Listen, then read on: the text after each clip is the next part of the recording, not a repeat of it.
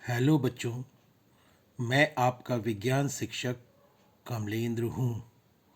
आज हम लोग कक्षा 9 विज्ञान एनसीईआरटी के अध्याय 9 बल तथा गति के नियम के अंतर्गत आपकी किताब में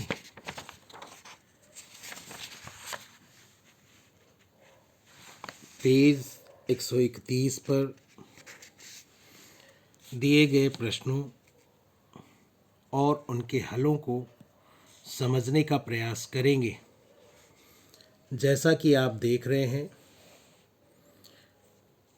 प्रश्न संख्या 1 में लिखा है कि निम्न में किसका जड़त्व अधिक है। ए भाग में एक रबर की गेंद एवं उसी आकार का पत्थर लिखा है। बी भाग में एक साइकिल एवं एक रेलगाड़ी। सी भाग में 5 रुपए का एक सिक्का एवं 1 रुपए का सिक्का लिखा है।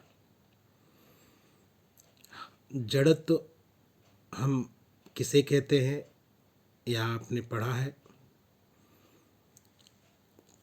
किसी वस्तु का वह गुण जिसके कारण वह अपनी गति की अवस्था में परिवर्तन का विरोध करती है।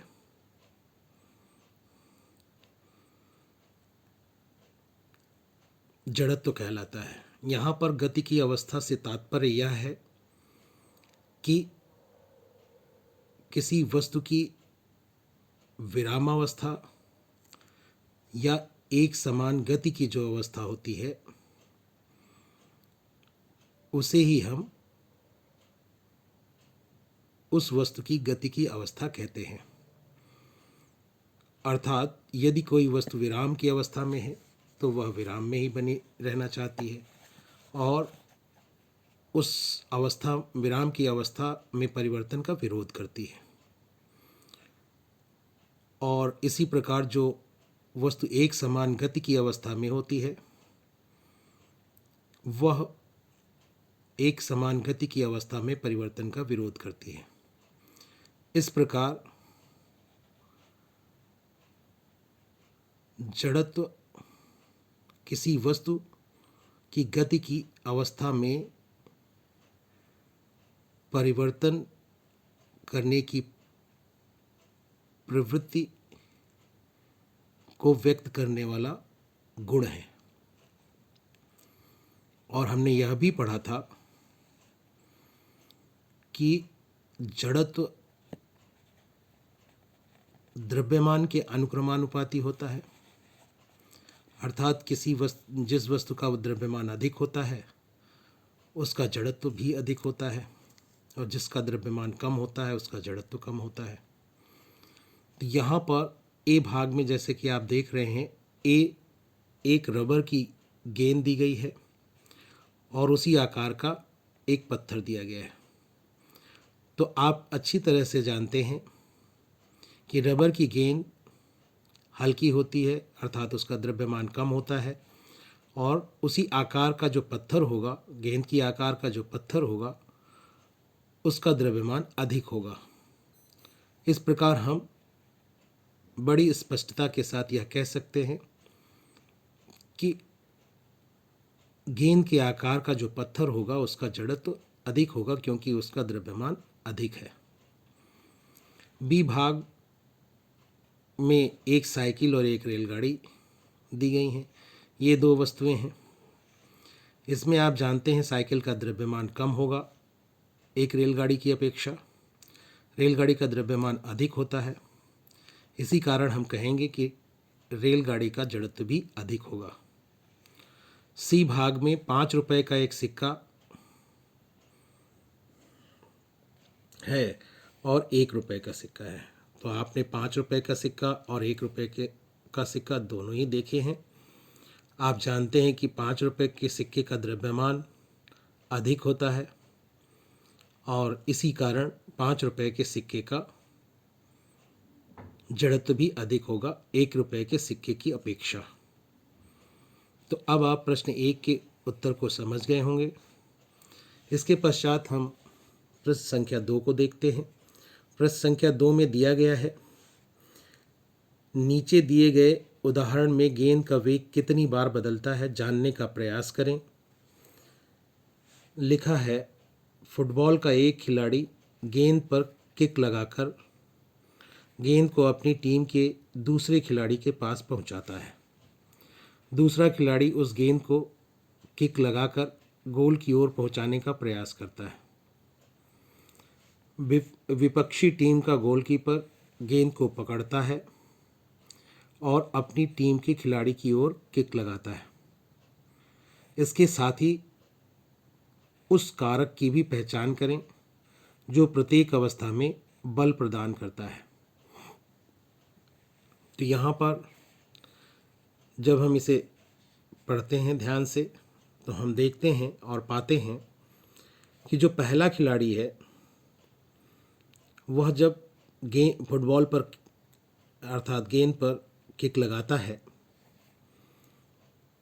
तो उस समय फुटबॉल या गेंद के वेग में परिवर्तन होता है अर्थात वेग बदलता है।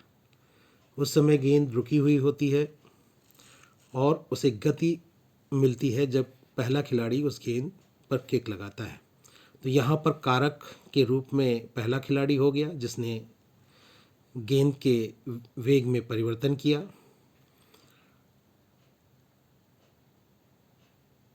और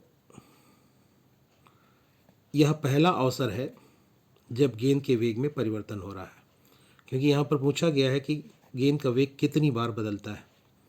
और बाद में यह पूछा गया कि आप यह भी बताइए कि कारक की भी पहचान कीजिए कौन उसे इस अवस्था में बल प्रदान कर रहा है। तो बल कौन प्रदान कर रहा है? पहला खिलाड़ी अपने पैरों के माध्यम से वह बल प्रदान कर रहा है गेंद को या फुटबॉल को। तो पहली बार जो गेंद के वेग में बदलाव हो रहा है वह पहले खिलाड़ी के द्वारा हो रहा है। तो यहाँ पहला खिलाड़ी कारक है और उस पहले खिलाड़ी के द्वारा लगाई गई जो किक है वह पहला अवसर है जब गेंद का वेग बदलता है। इसके पश्चात दूसरा खिलाड़ी जब गेंद को किक लगाता है उस समय भी उसके वेग में परिवर्तन होता है अर्थात वेग बदलता है। और इस दूसरी स्थिति में दूसरा खिलाड़ी वह कारक होता है जो वेग परिवर्तन के लिए बल प्रदान करता है। और इसके बाद गोलकीपर गेंद को पकड़ता है। जब विपक्षी टीम का गोलकीपर गेंद को पकड़ता है तो उस समय वह उस पर बल लगाता है जिसके कारण उसका वेग शून्य होता है। और इस प्रकार तीसरी स्थिति यहाँ पर बनती है, तीसरा यह अवसर है जबकि गेंद के वेग में बदलाव हो रहा होता है जब विपक्षी टीम का गोलकीपर उसे पकड़ता है। इसके पश्चात वही विपक्षी टीम का गोलकीपर किक लगाकर अपनी टीम के खिलाड़ी की ओर गेंद को भेजता है और वह चौथा अवसर होगा जब वह रोकने के पश्चात गेंद को किक लगाकर गति प्रदान करता है। और इन दोनों तीसरे और चौथे अवसरों पर जो कारक है जिसने बल प्रदान किया वह विपक्षी टीम का गोलकीपर है। तो इस प्रकार आपने दूसरे प्रश्न के उत्तर को भी समझ लिया होगा जिसमें कि 4 स्थितियां थीं जब गेंद के वेग में परिवर्तन हुआ और किसने वेग में परिवर्तन के लिए बल प्रदान किया यह भी आपने जाना। इसके पश्चात हम तीसरे प्रश्न को देखें जिसमें लिखा है, कि किसी पेड़ की शाखा को तीव्रता से हिलाने पर कुछ पत्तियां झड़ जाती हैं, क्यों? तो हमने जड़त्व के बारे में अच्छी तरह से पढ़ा है कक्षा में, जिसमें हमने यह जाना था कि जड़त्व दो प्रकार का होता है, या ये कह लें कि जड़त्व पहले क्या होता है, यह हमने इसी वीडियो में जाना है कि किसी वस्तु की गति की अवस्था में परिवर्तन, किसी वस्तु में जो गति अपनी गति की अवस्था में परिवर्तन, किसी वस्तु में अपनी गति की अवस्था में परिवर्तन करने पर जो उसका विरोध व्यक्त करने का गुण होता है, परिवर्तन, गति में परिवर्तन का विरोध करने का जो गुण होता है किसी वस्तु में, वही जड़त्व होता है, या उसकी प्रवृत्ति जो होती है विरोध करने की, उसे ही हम जड़त्व कहते हैं। गति की अवस्था में जब कोई परिवर्तन करने का प्रयास करता है तो वस्तु उसका विरोध करती है। और हमने यह भी पढ़ा था कि गति जो जड़त्व होता है वह दो प्रकार का होता है, एक विराम का जड़त्व और दूसरा गति का जड़त्व। जब हम वस्तु की गति की अवस्था बोलते हैं तो इसका अर्थ यह होता है कि वस्तु या तो विराम की अवस्था में होती है या एक समान गति की अवस्था में होती है। वस्तु की इन दोनों अवस्थाओं को ही हम गति की अवस्था यहाँ पर कहते हैं। तो वस्तु या तो विराम की अवस्था में होगी या फिर एक समान गति की अवस्था में होगी, और इन्हीं दोनों स्थितियों से हमें दो प्रकार के जड़त्व प्राप्त होते हैं। यदि वस्तु विराम की अवस्था में है तो उसके अंदर विराम की अवस्था में ही बने रहने का गुण होता है उसके अंदर, या उसकी प्रवृत्ति होती है विराम की अवस्था में ही बने रहने की, और इसे ही हम विराम का जड़त्व कहते हैं। और यदि वस्तु एक समान गति कर रही होती है तो वह एक समान गति की ही अवस्था में बनी रहना चाहती है और उसमें परिवर्तन का विरोध करती है, और उसकी यही विरोध करने की प्रवृत्ति गति का जड़त्व कहलाती है।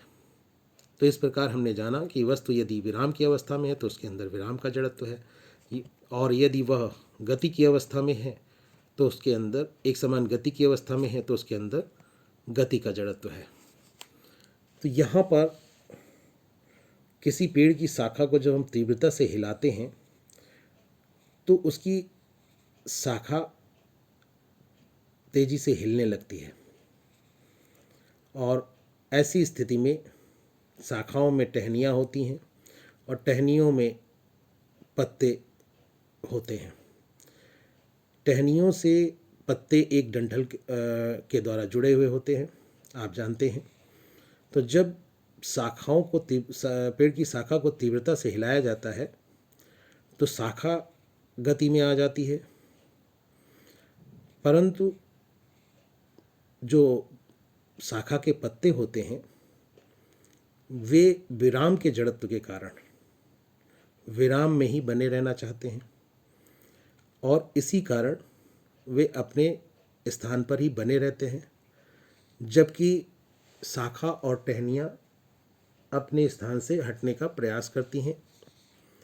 और ऐसी स्थिति में डंठल जो टहनियों और पत्तों के बीच होते हैं उनमें खिंचाव या तनाव उत्पन्न होता है, और ऐसे में कुछ डंठल जो कमज़ोर होते हैं वे खिंचाव या तनाव के कारण टूट जाते हैं, और ऐसी स्थिति में कुछ पत्तियां जिनके डंठल टूट जाते हैं वे नीचे गिर पड़ते हैं, अर्थात वे पत्तियां झड़ जाती हैं। नीचे गिरने को ही हम पत्तियों का झड़ जाना कहते हैं। तो अब आप ये इस बात को समझ गए होंगे कि जब पेड़ की शाखा को तीव्रता से हिलाया जाता है तो उसकी शाखा तो गति की अवस्था में आ जाती है, परंतु पत्तियां जो कि पहले विराम की अवस्था में थीं, वे विराम की अवस्था में ही बने रहना चाहती हैं, अर्थात उनके अंदर विराम का जड़त्व तो होता है और इसी कारण वे अपने स्थान पर ही बनी रहना चाहती हैं।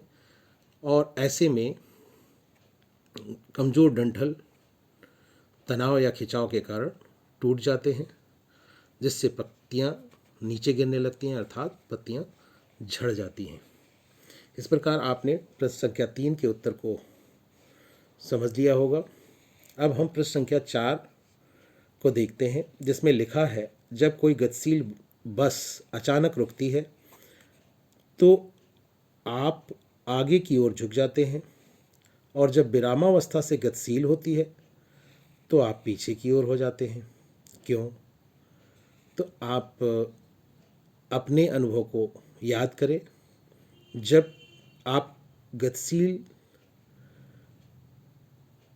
बस में होते हैं और वह बस अचानक रुकती है तो आपको याद होगा कि आप आगे की ओर झुक जाते हैं।